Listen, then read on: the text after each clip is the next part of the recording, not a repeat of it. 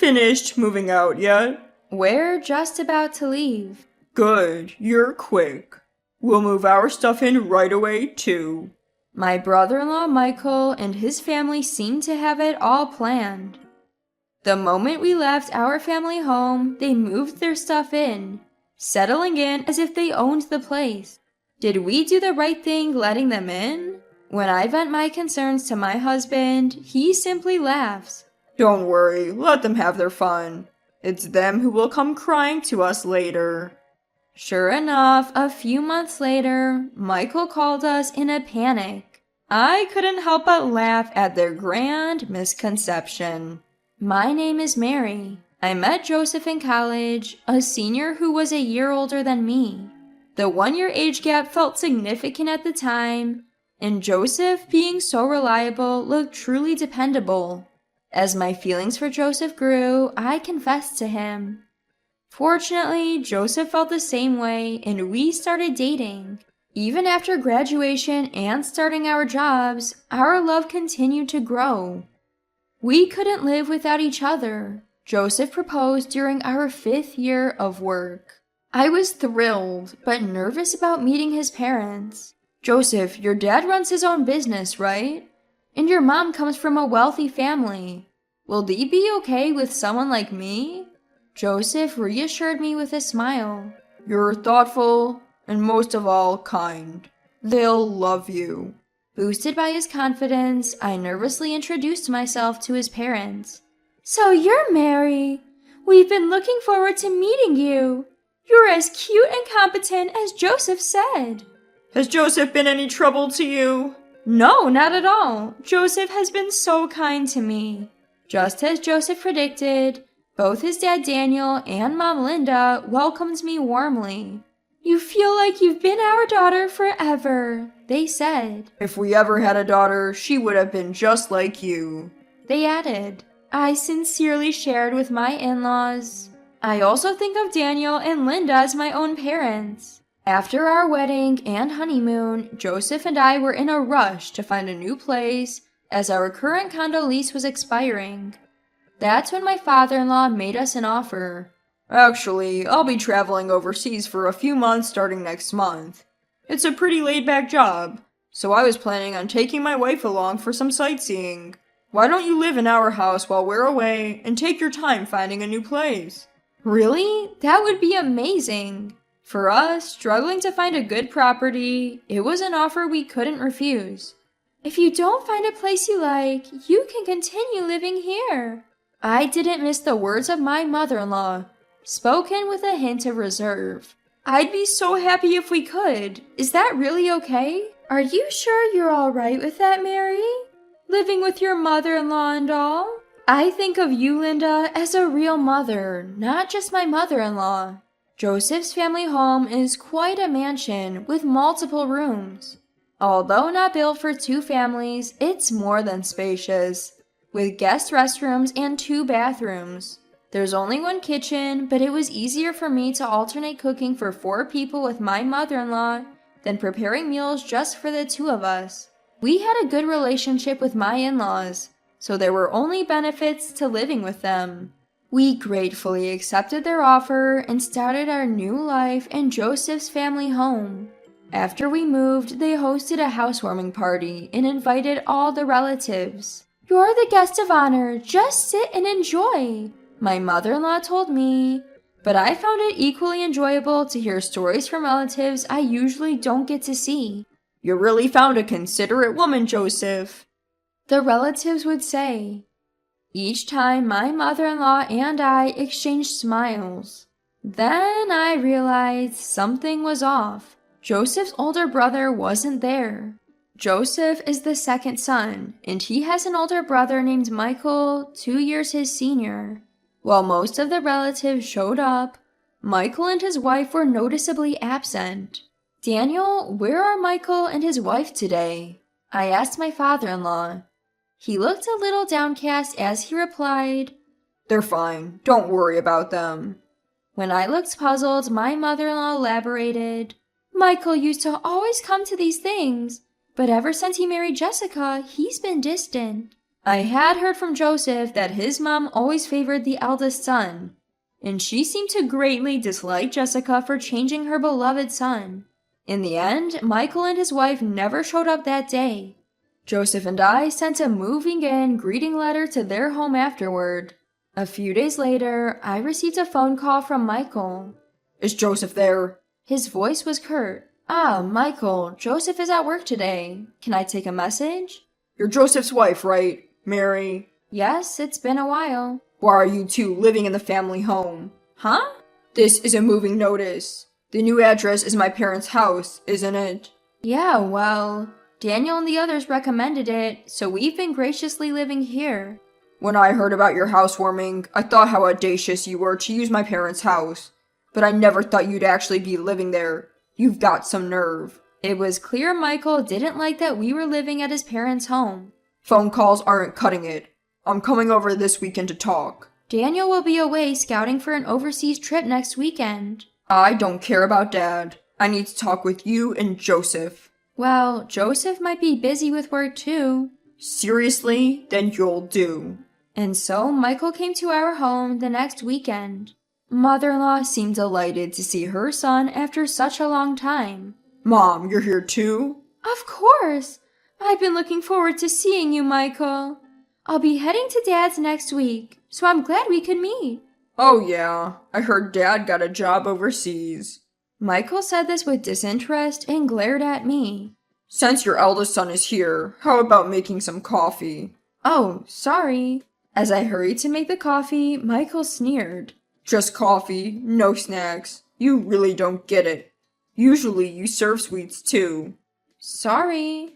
As I rushed to get some snacks, Michael stopped me. You're not planning on using store-bought snacks, are you? Get some cake from that place downtown. Remember that for next time. Mother-in-law seemed pleased with her eldest son's visit and didn't offer any help. Mary, could you go get some? Michael has always loved their cakes. It seems mother-in-law wasn't on my side here either. All right. As I prepared to go shopping, Michael had another demand. For dinner, make me a hamburger steak. Use demi-glaze sauce. And don't you dare buy store-made sauce. You're staying for dinner too? You got a problem with that? It's your duty as my brother's wife to entertain me. I went shopping and immediately started preparing dinner. Even though he said he wanted to talk, I had no time for conversation as I got wrapped up in Michael's whims. When dinner was finally ready and I thought we could talk, Michael dropped a bombshell. Why are there 3 plates? Because Linda will be eating too, right? If Mom's here, it's obvious she's eating. The only one who's in the way is you. In the way? Yeah, I want to have a quiet dinner with Mom. There's no seat for you. You can't be serious. After making me prepare the meal, Michael kicked me out of the house. I ended up eating alone outside, then came back when I thought the coast was clear. Shouldn't we talk now? I finally broached the subject with Michael, who nonchalantly replied, That talk is unnecessary now. What do you mean? Jessica and I have decided to live in this house. You and Joseph will have to leave. What? We've already moved in. Don't you think it's better for me, the eldest son, to stay in this house, Mom? My mother-in-law looked regretful as she spoke to me. Mary, I apologize, but Michael finally seems to be stepping up as the eldest son. It would give me peace of mind if he stayed here. Upon hearing his mom's words, Michael grinned smugly. See, even Mom agrees with me, ha ha ha. So get your stuff packed and move out. Michael said this and left in a good mood. Caught off guard, I was alone in the bathroom when Joseph finally came home from work. What's wrong, Mary? I relayed what Michael had told me. Michael said that? I can't believe he'd treat you so poorly. Joseph was furious and reported the situation to his father overseas. After talking to his father, Joseph said to me, I'm sorry you had to go through this. Let's move out and live on our own. Encouraged by Joseph, I started packing our belongings. Just when we were about to leave, Michael called. Are you done moving? We're about to leave. Good, you're quick. We'll be bringing our stuff over soon. As soon as we left, Michael and his family moved their belongings into the house. acting as if it were their own. Did we make the right choice? Seeing Michael and Jessica do as they please, I couldn't help but complain to Joseph. Don't worry about it. Let them do what they want. They'll be the ones regretting it later. And just like Joseph said, a few months later, Michael called us in a panic. Hey, Dad and Mom just contacted me. They said they're coming home from the airport. What's going on? Isn't it obvious? Their assignment overseas is over, so they're coming back. I thought they'd be staying there for a while. I didn't hear anything about them coming back. I thought this house was handed down to us. Originally, we planned to live together once they returned. You knew that when you pushed us out to live here, didn't you? Jessica would never agree to live with them. But their belongings are still in the house, right? Where did you think they'd live once they got back? Michael got defensive. I thought they left the stuff they didn't need here. You sold it? You sold their belongings? Yeah, Jessica said we should make money off it if it's not needed. My in-laws had left behind valuable items like jewelry and watches. If they sold those, it would sum up to a lot of money. So, where's the money now? It's gone. We spent it like a bonus. What happens if they find out? I guess it's only a matter of time then, ha ha ha. Damn, what should I do? Mary, can you come over and help? Help? Why should I? So you're Mom's favorite over Jessica, aren't you? Help me out by making it look like Jessica instigated all this. Protecting the eldest son is the duty of a brother's wife. Don't kid yourself. No way I'd ever lift a finger for a disrespectful couple like you. Please, I apologize for everything up until now. An apology won't change anything. You should atone for your own mistakes. That's the role of the eldest son, isn't it? Haha. Ignoring Michael's pleading voice on the other end of the line, I hung up the phone. Then I talked to Joseph. Joseph chuckled. Yeah, because there's no way Jessica, who never got along with Dad and Mom, would agree to move back in. Dad even said to live wherever we want until they give up and move out. He's covering all the moving and rental costs. I see. So, Joseph, who had been quite angry with Michael's presumptuousness, so easily decided to move out because he knew this. I figured if I told you, Mary, you'd probably tip them off. Sorry for keeping quiet. No worries. I feel much better now. Michael and Jessica were stuck waiting for my parents-in-law because they had nowhere else to go, with no savings and a canceled lease. When my parents-in-law returned home from the airport, they were furious to find their belongings sold off. I never thought you'd be this irresponsible. You're not worth retraining. Get out now. Wait, I didn't think you were coming back. I thought Jessica and I could live here. Isn't Mom on my side? Even mother-in-law couldn't cover for him. Michael never intended to live with us. I was a fool to hope he'd change. My parents-in-law handed Michael and Jessica the bills for the jewelry and watches they had sold and kicked them out. We can't pay this. We have nowhere to live. That's right. I'm not even working.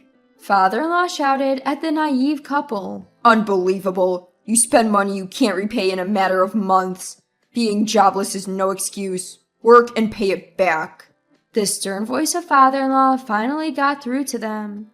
Jessica began juggling multiple part-time jobs, using all her earnings for repayment.